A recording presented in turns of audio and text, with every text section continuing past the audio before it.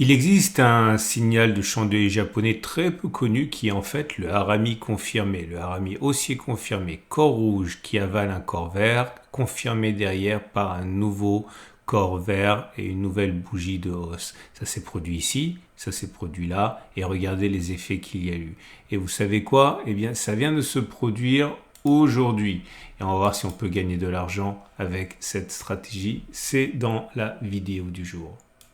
Salut, c'est Trado, content de vous retrouver pour la mise à jour de l'analyse technique du CAC 40. Alors avant de commencer, je vous montre quand même ce qu'on a fait ce week-end. C'est assez important pour ceux qui s'intéressent surtout aux actions. Donc vous trouverez une vidéo longue sur plusieurs actions, notamment STM, Vinci, Air Liquide, Ruby, LVMH, toujours la préparation de la semaine de trading, préparer, prendre en main sa retraite, l'analyse sur l'or, etc. Ça vous attend. Et dans l'onglet communauté, si vous cliquez, je viens de publier la situation sur Total Energy. Donc voilà le CAC 40 qui semble vouloir prendre appui et se ressaisir sur cette zone de support des 71, 60, 110, 80 et me voilà dans une situation assez compliquée puisque à titre personnel je pense que l'on va casser cette zone, mais encore une fois c'est qu'un scénario, hein. Je ne suis pas plus dans le secret des dieux que vous, mais là il faut voir qu'on a quand même un signal qui est aussi, on avait déjà un rami aussi la bougie précédente, donc corps rouge, corps vert, et là on a ce qu'on appelle un 3 inside up. 3 inside up, ça veut dire un harami haussier suivi d'une bougie verte qui clôture plus haut que la bougie précédente. On appellera ça aussi un harami haussier confirmé si on veut. C'est assez rare et ça va faire l'objet du backtest que je vous présente tout de suite. Et on va regarder ce qui s'est passé les précédentes fois que l'on a eu cette configuration et si on peut envisager que ça monte. Alors c'est assez rare, j'ai dit je suis obligé de monter jusqu'au début des années 2010 pour en trouver 30. Je vous montre un exemple ici, un 3 inside up qui a bien fonctionné, donc je répète. Corps vert inclus dans le corps rouge précédent, les mèches ne comptent pas, hein. Donc corps rouge, corps vert, confirmé par une bougie verte qui termine plus haut que la bougie verte numéro 1. Et vous voyez, il y a deux pouces verts pour signifier que si on a mis un stop de protection en dessous des plus bas de la configuration à 3 bougies, clairement le plus bas à 5780, on voit qu'on a réussi à clôturer plus haut avant d'aller chercher le stop de protection. On a même réussi à faire la même distance au stop de protection mais vers le haut. Donc clairement, regardez 3,67 pour déclencher le stop de protection. Et on a réussi à faire beaucoup plus. Donc vous avez 2 pouces verts ici. Ok.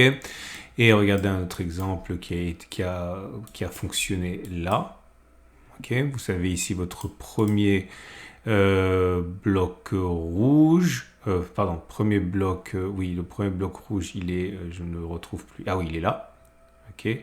Donc le harami haussier, c'est sur ces deux bougies. Alors les puristes diront que la mèche est trop grande et qu'elle devrait pas, cette figure ne devrait pas se situer aussi haut, mais plutôt en fin de période baissière. Mais là j'ai fait des choses basiques pour pouvoir les backtester. Donc j'ai fait feu de tout bas et j'ai pris tous les harami haussiers confirmés, tous les 3 inside up. Donc corps rouge, corps vert, confirmé par un corps vert derrière qui clôture plus haut que le corps vert précédent. Le stop de protection, c'est les plus bas de la figure à 3 bougies. Donc ici, vous voyez qu'on a réussi non seulement à clôturer au-dessus, mais quand on regarde la distance qui a été parcourue, 3,21, on a fait même beaucoup plus, on a fait 7,21, donc il y a 2 pouces verts. Et là, vous avez 2 pouces rouges parce que ça n'a pas du tout fonctionné. La configuration, elle était là. Et vous voyez, on n'a pas réussi à clôturer au-dessus de la bougie numéro 3 et on a venu directement déclencher le stop de protection. Donc 2 pouces rouges. Ok, donc maintenant je fais défiler. Et comme vous pouvez le voir, c'est assez rare, hein. Il y a encore une fois à peu près un signal tous les 3-4 mois, on va dire. Et ça y est, on arrive. Attendez, je continue. Non, on n'arrive pas du tout à la fin, puisque j'ai eu du mal. Il y a une belle série de plusieurs 3 inside up. Ça y est. Donc je suis remonté jusqu'à 2012. Et voilà le bilan. Est-il légitime à partir de maintenant, puisqu'on a eu un 3 inside up ici, de parier sur le fait que l'on clôturera au-dessus de la clôture du jour à 7141 avant d'aller chercher et de toucher le plus bas de la configuration à 3 bougies, donc 7049. La réponse elle est oui. Et les oui, ça a fonctionné comme ça dans 24 cas, ça a échoué dans 8 cas, autrement dit, ça a fonctionné comme ça dans 75% des cas, autrement dit, c'est loin d'être anecdotique, hein, 3 fois sur 4. Donc clairement, la hausse n'est pas terminée au regard de ce backtest. Peut-on envisager de toucher au moins une distance équivalente au plus bas de la configuration à 3 bougies, donc 1,3 mais 1,32, donc vers le haut? Eh bien, ça a fonctionné comme ça. 22 cas, ça a échoué 10 cas, autrement dit, dans 69% des cas, ça a fonctionné, autrement dit, quasiment 70%. Donc, encore une fois, attention, si vous spéculez à la baisse, vous êtes contre les stats, hein. Donc, clairement, il est plausible que l'on continue de monter, hein. À monter jusqu'où? Il est classique d'aller tester un niveau de Fibonacci, je l'ai déjà dit, hein. Et si on regarde les niveaux de Fibonacci qui nous intéressent, on avait un ici à 38 et un autre à 50%. Ici 50% nous permettrait de tester le gap avant d'avoir une nouvelle attaque baissière. Donc c'est sur ces niveaux qu'il faudra se méfier véritablement d'une reprise baissière. Mais en tout cas, pour l'instant et dans l'immédiat, une configuration telle que celle-ci invite à considérer que l'on n'a pas fait les plus hauts et qu'on devrait continuer de monter.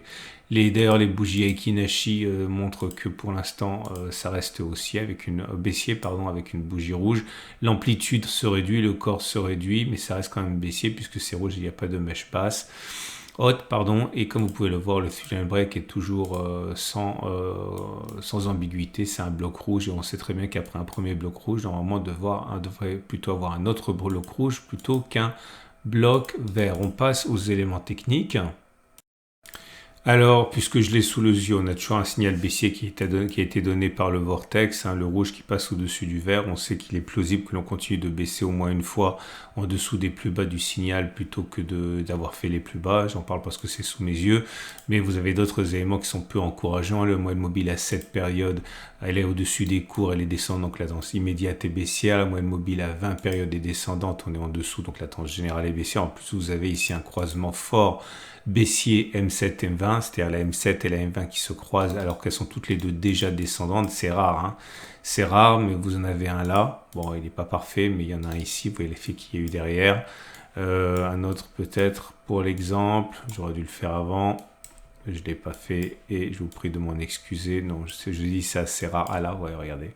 Ok, donc voilà, rebond technique, il est bien réel, hein, mais attention quand même parce que on dirait vraiment que les velléités baissières, le contexte technique est présent pour une nouvelle attaque de derrière les fagots, hein.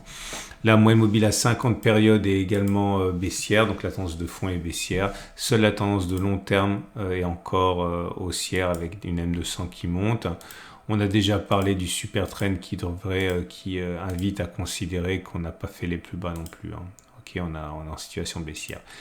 L'Ishimoku est également de plus en plus baissière. C'est pas évident parce que vous avez surtout un nuage qui est à plat pour l'instant, donc on va dire que la tendance de fond est neutre parce qu'on est en dessous d'un nuage à plat, mais on sent une orientation légèrement négative.